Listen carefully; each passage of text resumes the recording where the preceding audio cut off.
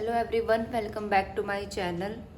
Today we are going to start chapter 3 metals and non metals.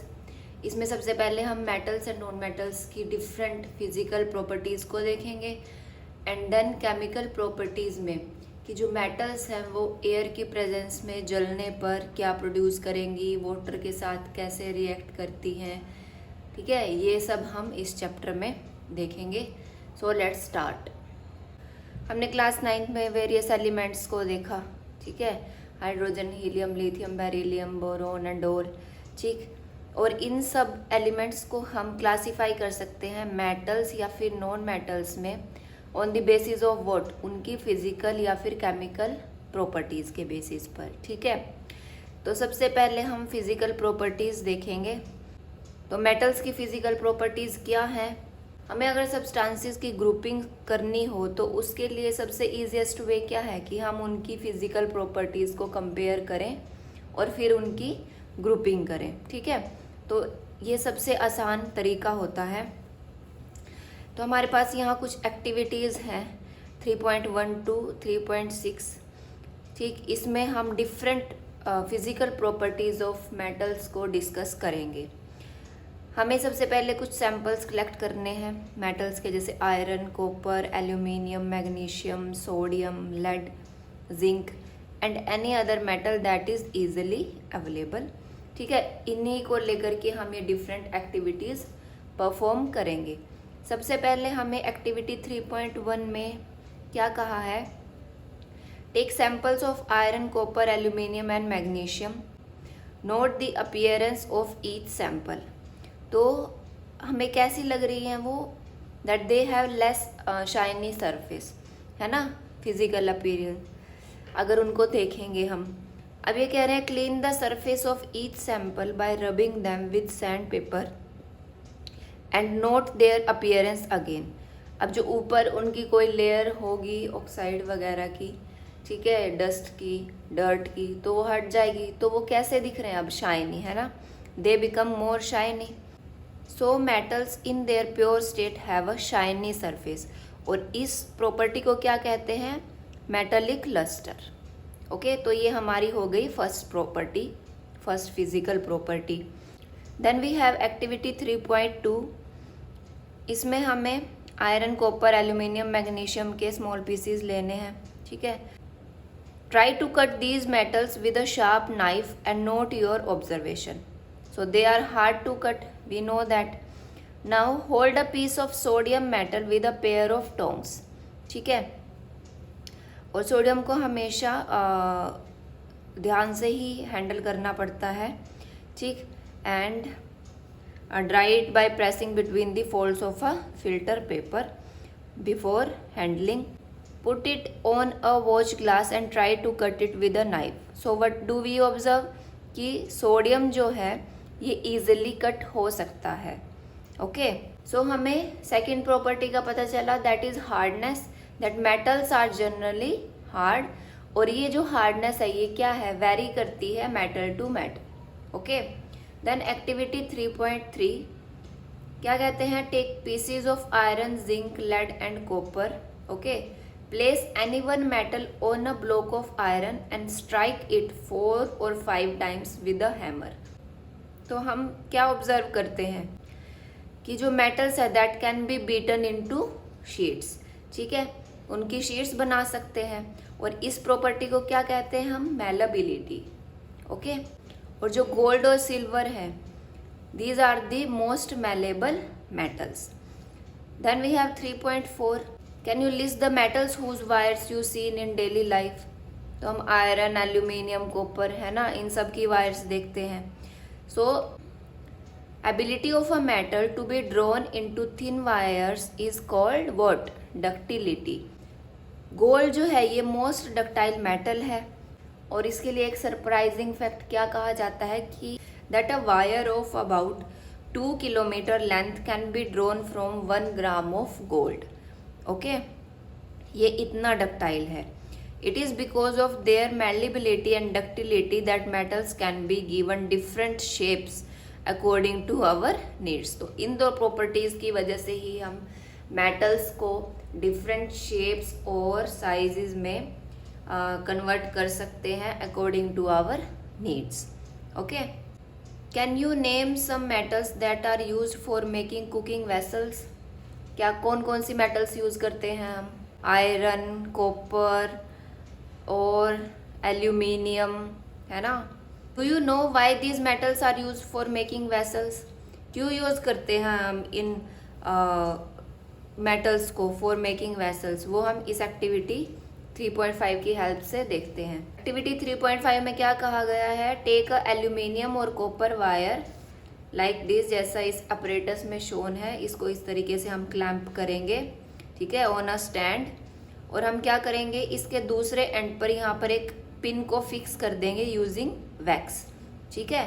मोम की help से हम यहाँ पर एक जो पिन है उसको फिक्स कर देंगे। अब हम क्या करेंगे, हम हीट करेंगे वायर को विद अ स्पिरिट लैम्प या फिर कैंडल या फिर बर्नर से। Okay, what do you observe after some time? कि जो वैक्स हमने लगाई हुई थी इस मेटल वायर पे वो क्या हो गई, मेल्ट हो गई, है ना। और जो ये पिन है ये नीचे गिर जाती है।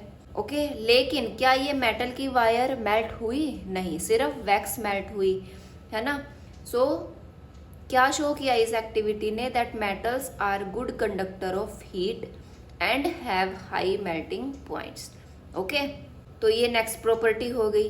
The best conductor of heat are silver and copper, ठीक है।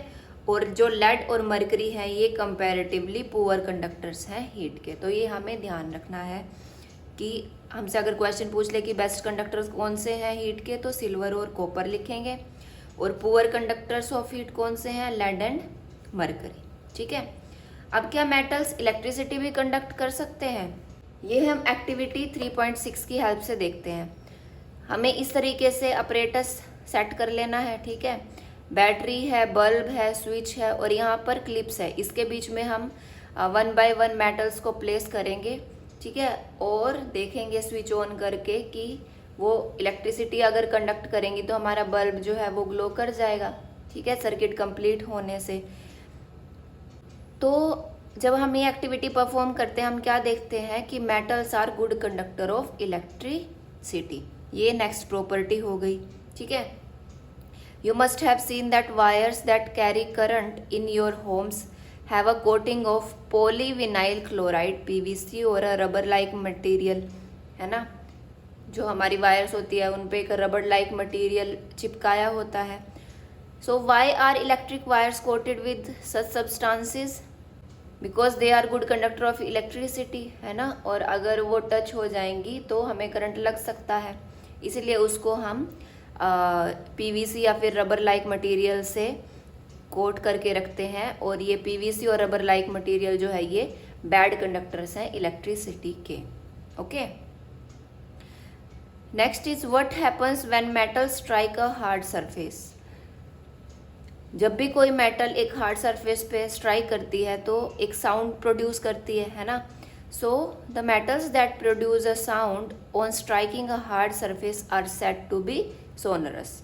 ये नेक्स्ट प्रॉपर्टी हो गई, ठीक है। जैसे हम देखते हैं स्कूल बेल्स होती है वो मेटल्स की बनी होती है ना। तो उनसे आवाज़ आती है जब उस पर हम हैमर स्ट्राइक करते हैं।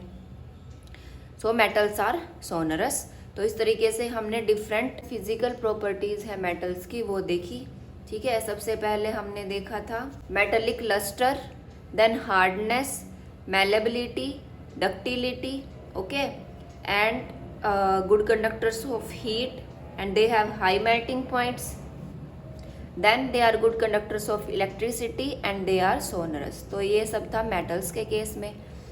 now what about non metals? जो नॉन मेटल्स हैं जैसे carbon, sulphur, iodine, oxygen, hydrogen etcetera, ठीक है, ये नॉन मेटल्स की कैटेगरी में आते हैं। नॉन मेटल्स या तो सॉलिड्स होते हैं या फिर गैसेस होते हैं, लेकिन एक एक्सेप्शन भी है हमारे पास, जो ब्रोमीन है ये लिक्विड होता है। ओके, सो अगर हमसे क्वेश्चन पूछ लिया जाए which non metal is liquid, तो ब्रोमीन हमें उसके आंसर में लिखना है। Do metals also have physical properties similar to that of metals? Let's find out with the help of this activity 3.7।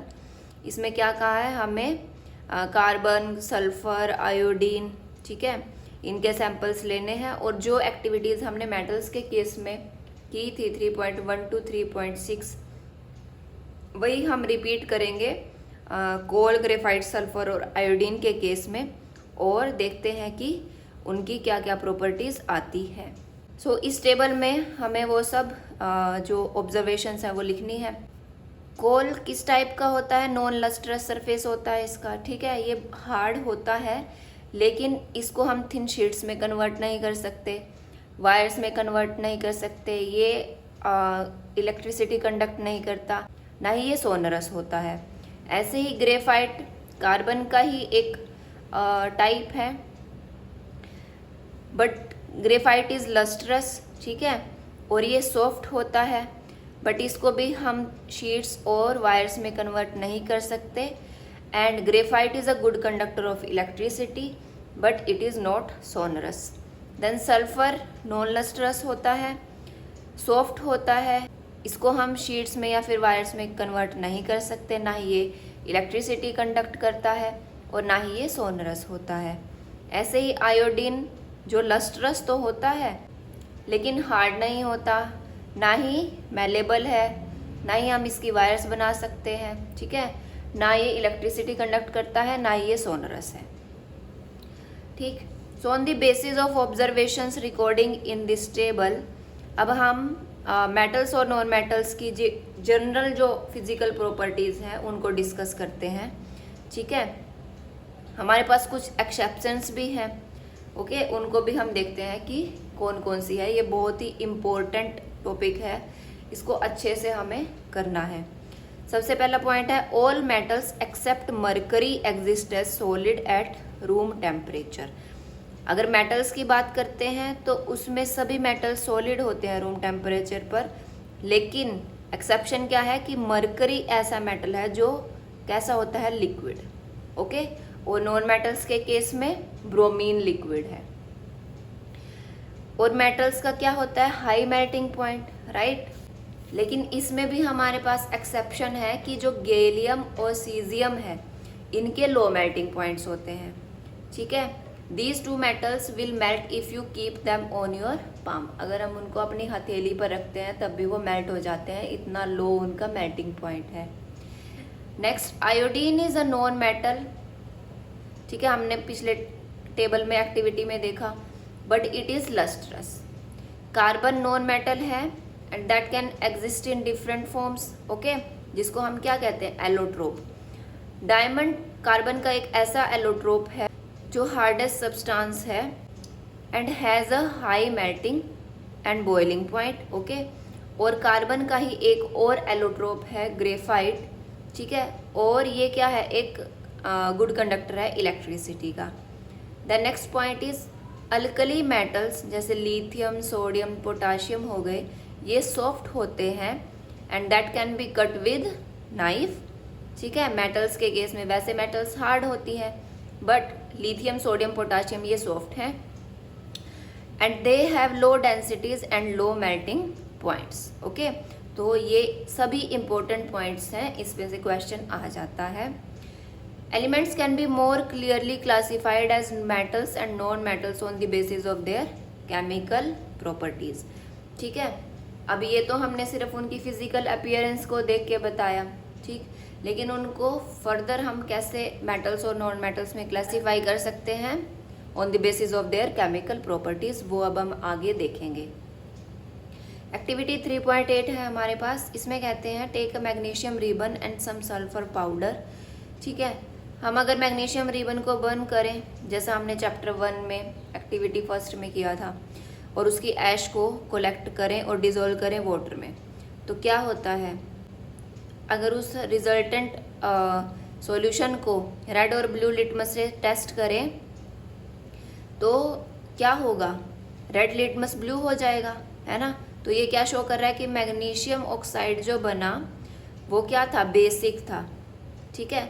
ऐसे ही अब हम सल्फर पाउडर को अगर बर्न करें, उसको किस तरीके से बर्न करेंगे, place a test tube over a burning sulphur to collect the fumes produce, और फिर उसमें कुछ वाटर ऐड कर दें टेस्ट ट्यूब में, क्योंकि उसमें गैस इकट्ठी हो गई है ना, और फिर उस सॉल्यूशन को टेस्ट करें ब्लू और रेड लिटमस पेपर से, तो हम क्या देखते हैं कि ब्लू लिटमस जो है वो रेड हो जाता है और ये एसिडिक प्रॉपर्टी शो करता है। ठीक है, और इनकी जो रिएक्शंस अगर हम लिखेंगे दोनों के केसेस में तो वो क्या होंगी। फर्स्ट में हमें पता है मैग्नीशियम रिबन को जब हम बर्न करते हैं यानी in the presence of oxygen, तो क्या बनेगा, मैग्नीशियम ऑक्साइड है ना। ऐश कलेक्ट करेंगे, इसकी बैलेंसिंग कर देते हैं, ऑक्सीजन 2, इधर भी 2 से मल्टीप्लाई, और इधर मैग्नीशियम 2 हो गए तो ये 2 हो गई। फिर हमने मैग्नीशियम ऑक्साइड यानी ऐश को जब वाटर में डिसॉल्व किया तो हमें क्या मिलेगा, मैग्नीशियम हाइड्रोक्साइड एक्वस है ना, और ये क्या है, बेसिक है। ओके, ये हमने देखा। नेक्स्ट हमारे पास था सल्फर। सल्फर को हमने ऑक्सीजन की प्रेजेंस में बर्न किया तो क्या मिलेगा, सल्फर डाइऑक्साइड गैस। और इस सल्फर डाइऑक्साइड गैस को जब हमने टेस्ट ट्यूब में कलेक्ट किया और फिर हम उसको वाटर में मिक्स करते हैं तो क्या मिलेगा, H2SO3, ठीक, एक्वस। और ये क्या है, एसिडिक। ओके, तो ये जो रिएक्शंस हैं वो इस केस में होंगी। So most non metals produce acidic oxides, ठीक है, जैसे सल्फर के केस में था, with when dissolved in water. Okay, और जो मेटल्स हैं वो क्या देती हैं, बेसिक ऑक्साइड। तो ये दोनों पॉइंट्स हमें ध्यान रखने हैं कि नॉन मेटल्स जो है पानी में डिसॉल्व होके एसिडिक ऑक्साइड्स देंगे और मेटल्स पानी में डिसॉल्व होके बेसिक ऑक्साइड्स देंगे। ठीक है, ये अब हम नेक्स्ट जो सेक्शन है हमारा केमिकल प्रॉपर्टीज उसमें देखेंगे। Now we have these questions. Question number 1, give an example of a metal which is liquid at room temperature. Metal का पूछा है, लिक्विड कौन होती है, mercury. That can be easily cut with knife, lithium, sodium या फिर potassium, ये हमने देखा था।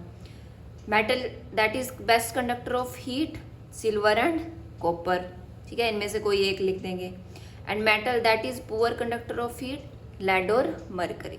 ठीक है, तो हमें एक एक एग्जाम्पल देने थे, इजी था। The next question is explain the meaning of malleable and ductile. ठीक है, सो मैलेबल कौन से सब्सटेंसेस होते हैं, substances that can be beaten into thin sheets are called malleables, for example gold and silver. And ductile में substances that can be drawn into thin wires are called ductile, for example copper. Okay, next is chemical properties of metal. इसमें भी हमें aluminium, copper, iron, lead, magnesium, zinc, sodium, इन सब metals के जो samples हैं वो लेने हैं। ठीक है, सबसे पहले हम देखते हैं कि जब मेटल्स को हम बर्न करते हैं इन एयर तो क्या होता है। ठीक, एक्टिविटी 3.8 में हमने देखा कि मैग्नीशियम रिबन को जब हमने बर्न किया तो वो किस तरीके से बर्न होता है in air, with a dazzling white flame. ठीक है, तो क्या सभी मेटल्स इसी तरीके से रिएक्ट करती हैं, वो हम 3.9 एक्टिविटी की हेल्प से चेक करते हैं। ठीक है, ये क्या कहते हैं, hold any of the samples taken above with a pair of tongs and try burning over a flame. ठीक है, सभी सैंपल्स को हम इस तरीके से रिपीट करके बर्न करने की कोशिश करेंगे। Collect the product if formed, अगर किसी केस में जैसे मैग्नीशियम के केस में ऐश में कन्वर्ट हो जाता है वो, तो उसको हम कलेक्ट करेंगे। Let the products and the metal surface cool down.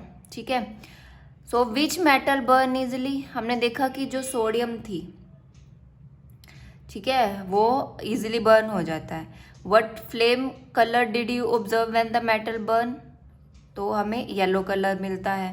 ठीक है, how does the metal surface appear after burning, हमने कई बार देखा होगा कि जैसे मेटल रोड्स को भी अगर जब बर्न करते हैं तो जब वो कूल डाउन हो जाती हैं तो वो सिल्वर वाइट कलर की हो जाती हैं। ठीक है, then arrange the metals in the decreasing order of their reactivity towards oxygen. ठीक है, सो सोडियम की जो रिएक्टिविटी है ये सबसे ज़्यादा है towards oxygen, then magnesium, then aluminium, then zinc, then iron, then lead and then copper.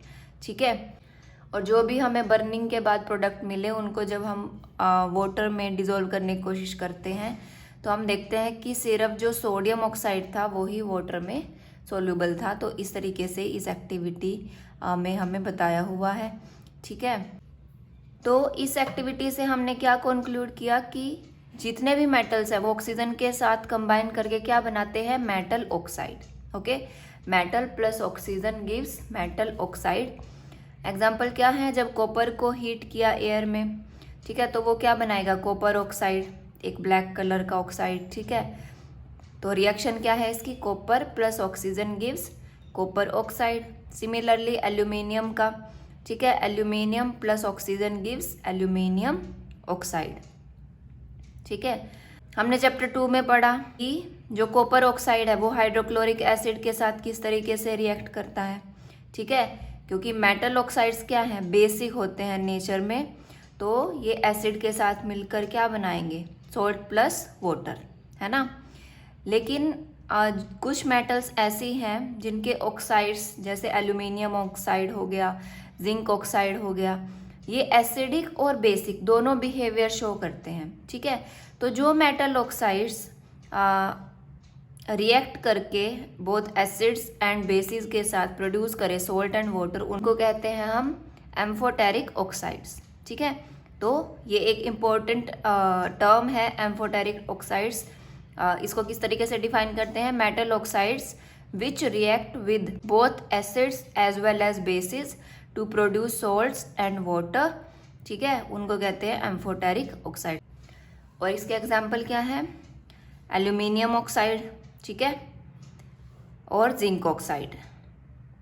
इसकी रिएक्शन दे रखी है, एक एल्यूमिनियम ऑक्साइड को एसिड के साथ रिएक्ट कराया तो एल्यूमिनियम क्लोराइड प्लस वाटर मिला, और जब एल्यूमिनियम ऑक्साइड को बेस यानी NaOH के साथ रिएक्ट कराया तो हमें क्या मिला, सोडियम एल्यूमिनेट एंड वाटर। ठीक है, तो जो एसिड और बेस के साथ मिलकर हमें सोल्ट प्लस वाटर देते हैं वो एम्फोटेरिक ऑक्साइड्स होते हैं। इंपॉर्टेंट टर्म है, हमें ध्यान रखनी है। Most metal oxides are insoluble in water, लेकिन कुछ मेटल ऑक्साइड जो डिजोल्व हो जाते हैं वो क्या बनाते हैं, एल्कलीज। ठीक है, जैसे जो सोडियम ऑक्साइड है ये वाटर के साथ मिक्स होकर के सोडियम हाइड्रोक्साइड NaOH बनाता है। ठीक है, ये भी एक बेस है। ऐसे ही पोटाशियम ऑक्साइड वाटर के साथ डिजोल्व होकर क्या बनाता है, पोटाशियम हाइड्रोक्साइड KOH। ओके, तो this is about the solubility of metal oxides in water. Okay, अब जो एक्टिविटी 3.9 हमने देखी थी, ठीक है, उसमें हमने देखा कि जो सभी मेटल्स हैं वो ऑक्सीजन के साथ सेम रेट से रिएक्ट नहीं करती है, किसी की रिएक्टिविटी ज़्यादा है, किसी की कम है। ठीक है, एक दूसरे के रिस्पेक्ट में। Okay, so metal such as potassium and sodium ये विगरसली रिएक्ट कर जाती हैं, that they can catch fire if kept in open. ठीक है, तो हाईली रिएक्टिव है, इसीलिए हम इनको प्रोटेक्ट करने के लिए और प्रिवेंट करने के लिए एक्सीडेंटल फायर से इनको केरोसिन ऑयल में रखा जाता है, पोटाशियम और सोडियम को। तो इस पर क्वेश्चन आ जाता है that why potassium and sodium are kept in kerosene oil. ठीक है, तो ध्यान रखना है। At ordinary temperature the surface of metal such as magnesium, aluminium, zinc, lead etcetera are covered with a thin layer of oxide. The protective oxide layer prevents the metal from further oxidation.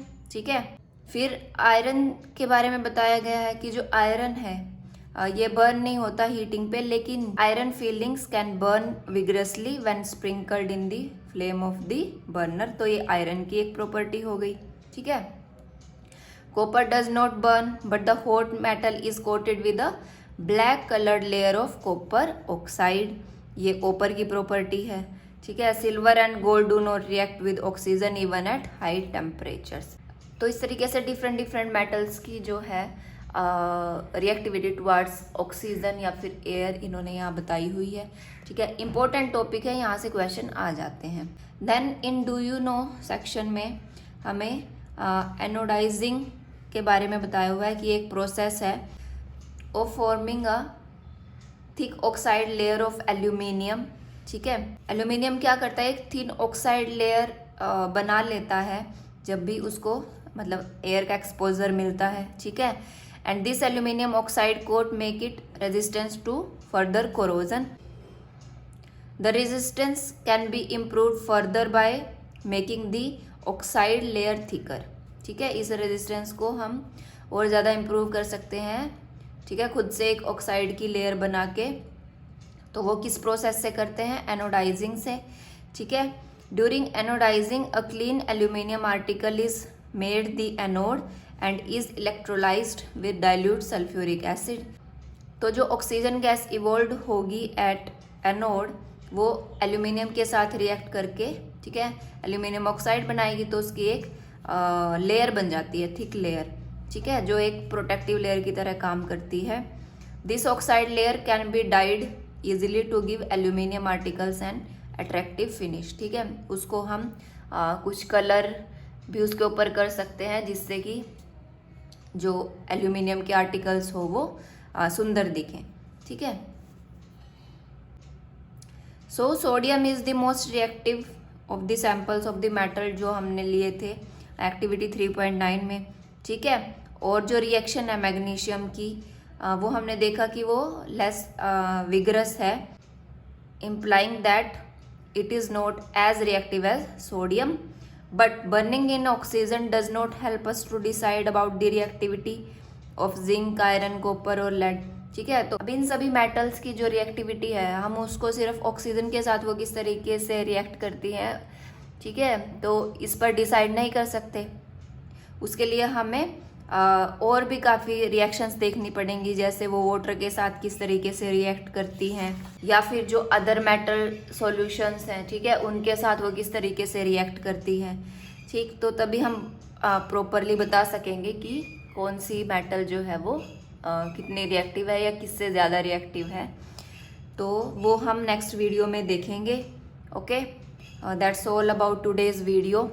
If you have any doubt, ask in the comment section. Okay, and like this video and share it with your friends who are in class 10th, and subscribe to my channel. See you in the next video. Till then, have a good day. Bye bye.